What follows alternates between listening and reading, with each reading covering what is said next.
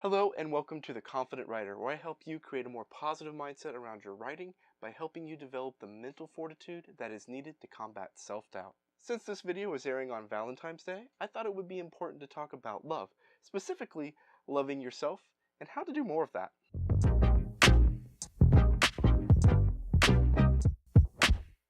Do you love yourself?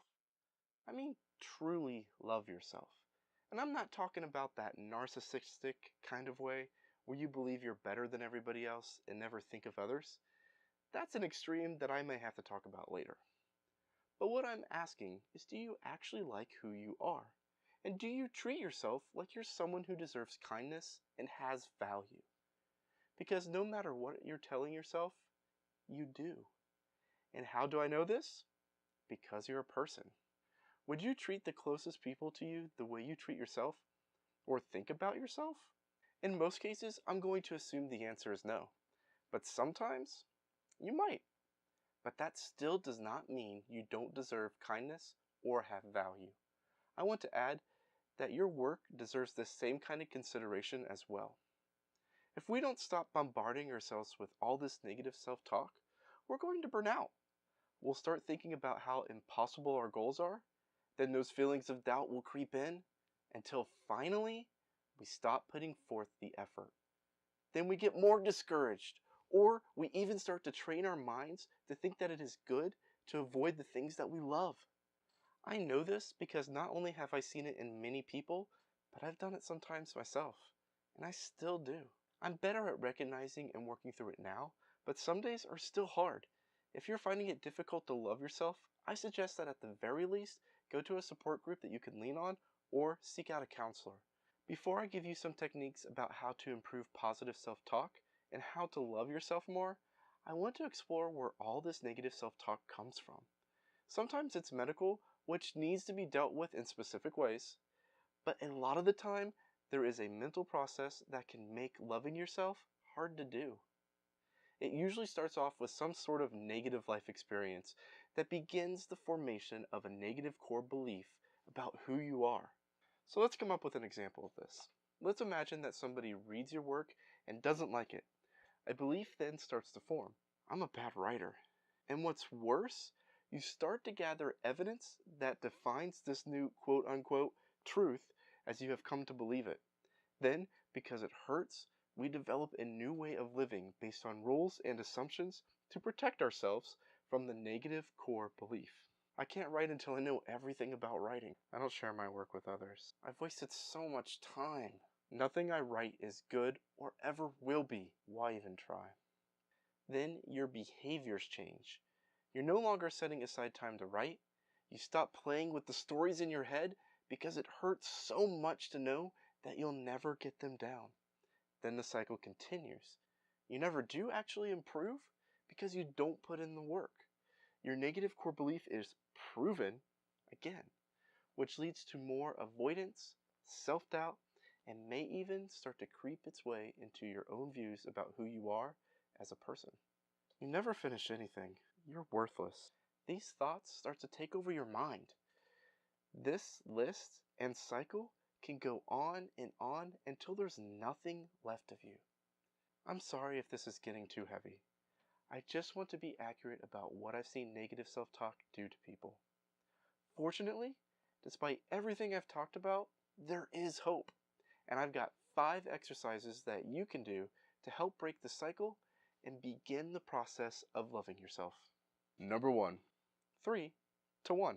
This one is simple. Every time you have a negative thought about an area of your life, list 3 positive things that you like about it. As people, our minds are trained to look for the negative. It's a survival skill. For an example, when it snows outside, I hate it because I know it's going to be cold and the roads will be slippery. I think about the dangers.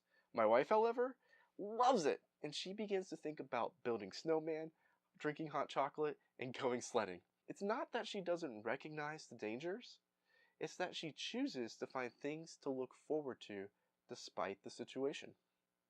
By implementing 3 to 1 in your life, it starts to train your brain to do the same thing. If you want to take this to the next level, stick with me for number 2. Number 2. Record your positive qualities.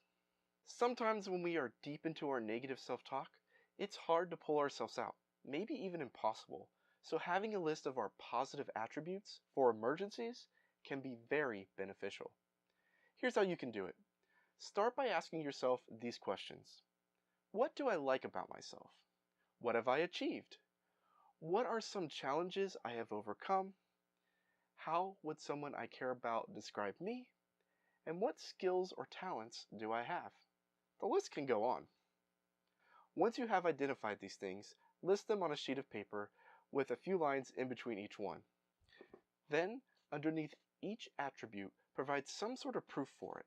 Now, you don't have to be 100% perfect at that trait all the time. That's impossible. Just be realistic with yourself. Once you've got this down, set a goal to look for proof of 3 of these qualities every day. I think you'll be surprised what you find. Number 3, take care of the fundamentals. Your basic fundamental needs are physical, spiritual, social, emotional, and intellectual health. I have a whole topic set up to talk about these areas later, but in general, take a good look at if you are taking care of these aspects of your life. A simple way to do this is to give each one a score between 1 and 10, and whatever the score is, write down how each area could improve by just one number. So if it was 5, how do you make it a 6? Or, if there are areas that are severely lacking, you could try to figure out how to put more focus on them. Number 4, value yourself. Set up some rules for how you are going to treat yourself. Some examples I use are, I don't demand perfection, but I seek progress. It's okay to reward, comfort, and love myself. I will take time to study myself and who I want to become. I will exercise self-discipline, and I will learn from my failures. That last one has changed me a lot in this past year. If you can think of any more rules that you can use to value yourself, let me know below. And finally, number 5, do something for others. This is the most important thing on this list, and the thing I hope you remember to do the most. Step outside of yourself and give back to others. In any way you can. It doesn't just have to be about money. There is something very fulfilling about taking the focus off of yourself and attending to others' needs. It makes sense on a basic level as well, as it's hard to talk negatively about ourselves if we are focusing on others. On a deeper level, we start to see that our life does have impact and that we do have value to offer. I hope today's topic has helped you improve your confidence as a writer, but more importantly, has helped you learn to love yourself more. If so, please let me know in the comments below, or if you have any questions, don't hesitate to ask. Also, if you have any more activities relating to today's topic, feel free to link them below.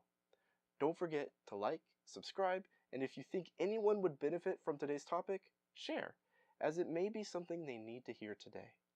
Thank you for watching, and as always, be sure to learn, create, and help others do the same. I'll see you next time.